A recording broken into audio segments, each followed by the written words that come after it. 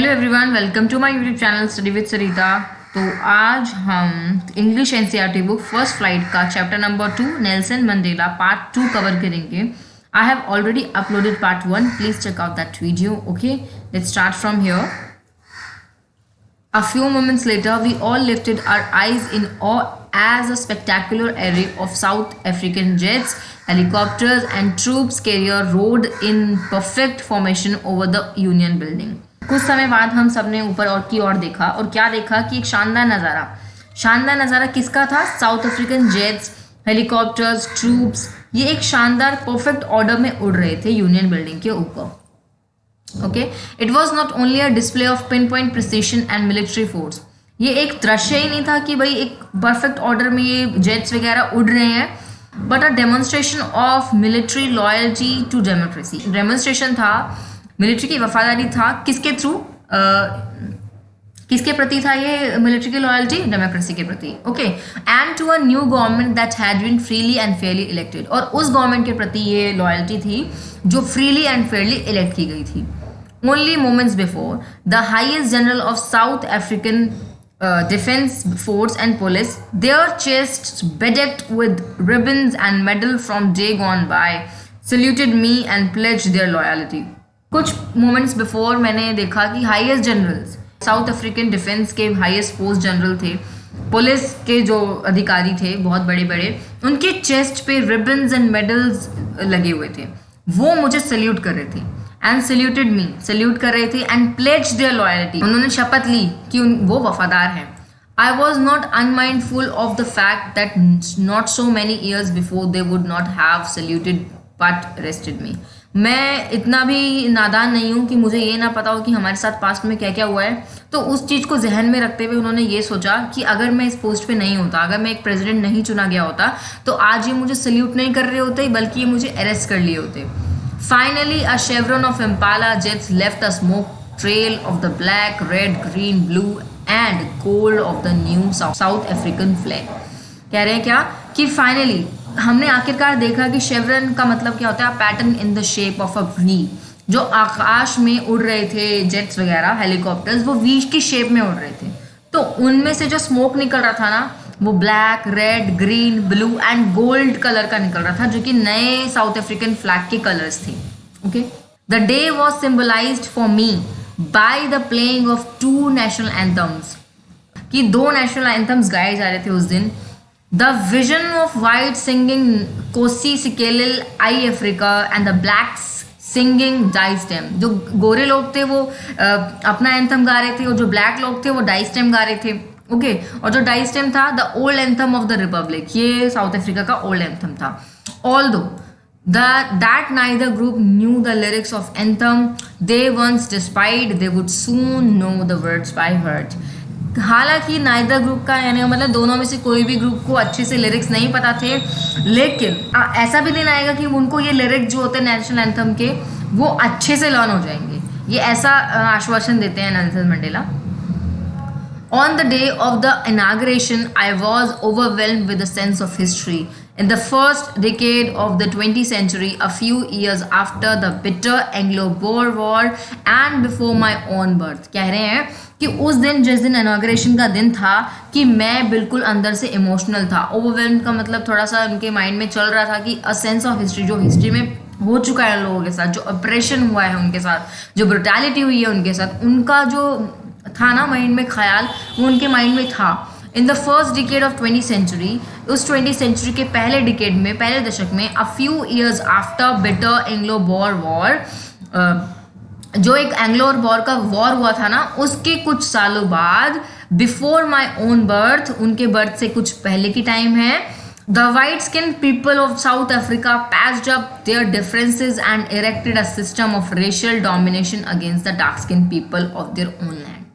जो south Africa के white skin people थे ना, उन्होंने ना एक डिफरेंस क्रिएट कर दिया था अपने और काले लोगों के बीच में। ठीक है, एक सिस्टम बना दिया था, एक सिस्टम खड़ा कर दिया था कि भैया हम सुपीरियर हैं और ये हम लोग इनको क्या ट्रीट करने वाले हैं, कीड़े मकोड़े की तरह वो ट्रीट करने वाले हैं।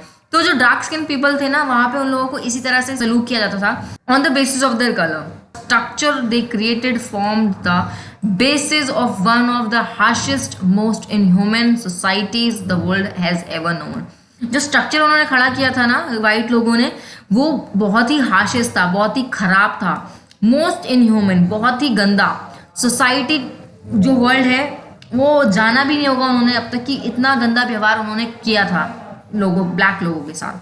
Now in the last decade of the 20th century and my own 8th decade as a man, अब वो क्या है 20th सेंचुरी का लास्ट डिकेड में है, बता रहे हैं कि my own 8th decade as a man, कि मैं खुद एक 80 साल का हूँ, एक आदमी. That system had been overturned forever and replaced by one that recognize the rights and freedom of the people regardless of the colour of the skin.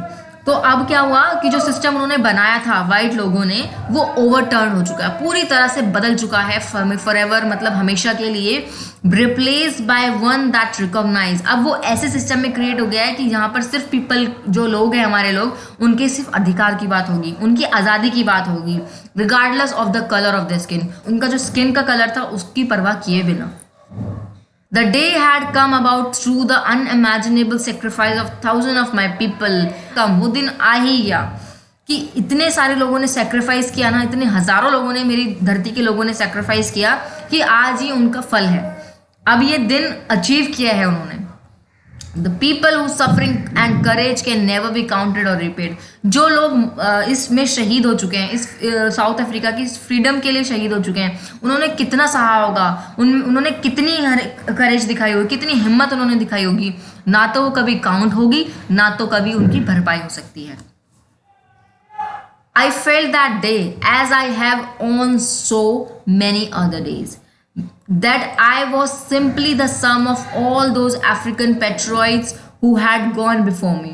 उस दिन मुझे एहसास हुआ कि जितने टाइम से हम इन समय को जीते आ रहे हैं, I was simply the sum of all those African patriots. मैं उन लोगों का एक सम हूँ जो अब इस दुनिया में नहीं रहे हैं, जो इस आज़ादी की लड़ाई में मारे जा चुके हैं. मैं उन लोगों का एक सम हूँ. That long and noble lines ended. Freedom fighters थे, वो लड़े थे अपनी आज़ादी के लिए, बहुत लंबी लिस्ट है, बहुत काइंड पर्सन थे वो, जो कि अब नहीं है. Now begin again with me, अब जो है वो मेरे साथ शुरू होगा, मेरे साथ खड़े होंगे वो, उनका नया जीवन मेरे साथ ही शुरू होगा. अब तो वो दुनिया में नहीं रहे, लेकिन वो कह रहे हैं कि आज मैंने ये फ्रीडम पाई है, मैंने अपने लोगों को फ्रीडम दिलाई है, तो आज वो जी उठेंगे.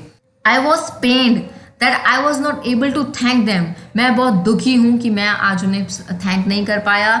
That they were not able to see that what their sacrifices had wrought. कहने का मतलब क्या है कि अब तो वो लोग नहीं है, ना तो वो देख पाएंगे क्या हो रहा है, तो उन्हें तो फ्रीडम चाहिए थी ना, इसीलिए तो वो गुजर गए, इसीलिए तो वो फ्रीडम की फाइट में लड़ते रहे, मरते रहे.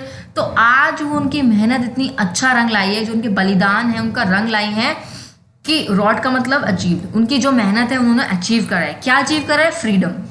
The policy of apartheid created a deep and lasting wound in my country and my people. जो पॉलिसी, वो अपार्थाइड सिस्टम था ना, काले लोगों के साथ भेदभाव होता था, उन्होंने क्या किया? डीप एंड लास्टिंग वॉन्ड्स, गहरे कभी ना मिटने वाले घाव ऐसे कंट्री में क्रिएट किए, ऐसे मेरी कंट्री को दिए हैं उस सिस्टम ने और मेरे लोगों को, जो कभी नहीं उभर सकते. All of us will spend many years, if not generations, recovering from that profound hurt. कि जो उन्होंने गहरे घाव दिए ना हमारी कंट्री के लोगों पे और कंट्री पे, बहुत साल बीत जाएंगे तब भी हम उस घाव से रिकवर नहीं कर पाएंगे. But the decades of oppression and brutality had another unintended effect. That was that it produced the Oliver Tambos, the Walter Sisulu, the Chief Lithilis, the Yusuf Dadus, the Bram Fisters, the Robert Soberquist of our time. यहाँ पे कहने का मतलब क्या है कि जो brutality, जो ऑपरेशन, जो बुरा बर्ताव उनके प्रति हुआ है, जो क्रूरता उन्होंने सही है, उन्होंने एक इफेक्ट को जन्म दिया है. और इफेक्ट में क्या है कि ओलिवर ताम्बोज जैसे लोगों ने जन्म लिया, वॉल्टर सिस्लस जैसे लोगों ने जन्म लिया, द चीफ लुथिलिस जैसे लोगों ने जन्म लिया, द यूसुफ डाडूस जैसे लोगों ने जन्म लिया. तो ये सारे उन दिग्गजों के नाम हैं जो फ्रीडम फाइटर्स थे और अब इस दुनिया में नहीं रहे थे. Men of such extraordinary courage, wisdom, generosity that their like may never be known again.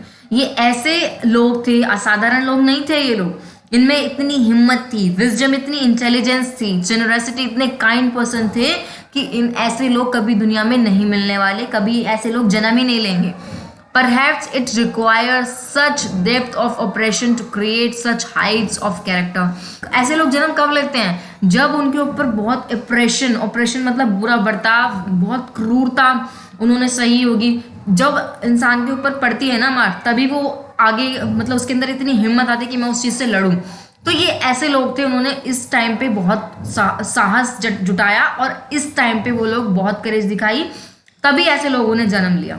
My country rich in the minerals and gems that lie beneath its soil, but I have always known that its great wealth is its people, finer and truer than the purest diamonds.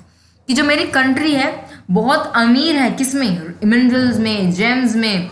That lie beneath its soil, जो मेरी धरती के नीचे हैं, ठीक है. I have always known that its great wealth its people, लेकिन मैंने जो जाना है, जो मुझे पता चला है कि सबसे बड़ी धन दौलत तो मेरे लोग हैं, मेरे कंट्री के लोग हैं.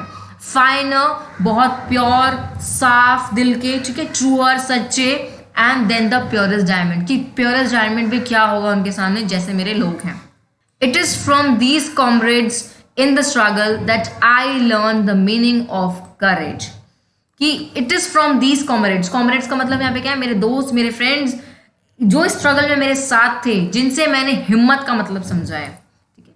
Time and again I have seen main and women risk and give their lives for an idea. कई बार, टाइम एंड अगेन का मतलब बहुत बार, कई बार मैंने ऐसे लोगों को देखा है, औरतों को देखा है, जो अपनी लाइफ को रिस्क में डालते हैं and give their life for an idea, और एक आइडिया के लिए अपनी जान न्यौछावर कर देते हैं. I have seen men stand up to attack and torture without breaking, showing a strength and resilience that defies the imagination. मैंने ऐसे लोगों को देखा है जो खड़े हैं, टॉर्चर सह रहे हैं, अटैक्स को सह रहे हैं, बिना किसी मतलब समर्पण के, बिना किसी रुकावट के वो सह रहे हैं वो चीज़ें.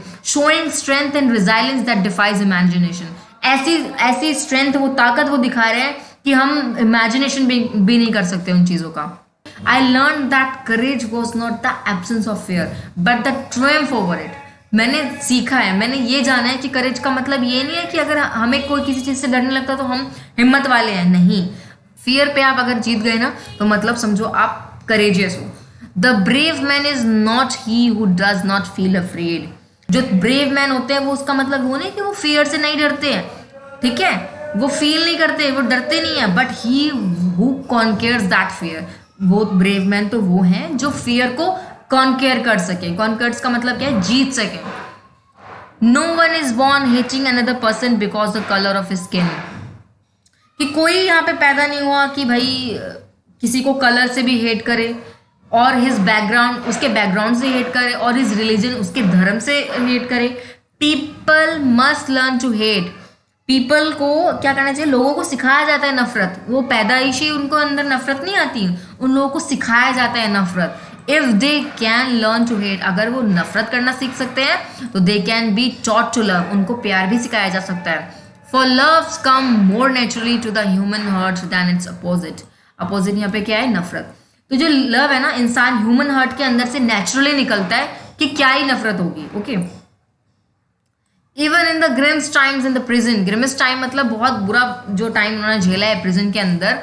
When my comrades and I were pushed to our limits, कि जब हमें इतना टॉर्चर किया गया कि भाई लिमिट तक हमने वो टॉर्चर सहा है, कि I would see a glimmer of humanity in one of the guard. और मैंने क्या देखा? एक चमक देखी है, एक ह्यूमैनिटी, एक इंसानियत की चमक देखी है एक गार्ड में. Perhaps just for a second, लेकिन वो कुछ क्षण के लिए ही थी, कुछ सेकंड्स के लिए ही थी वो ह्यूमैनिटी.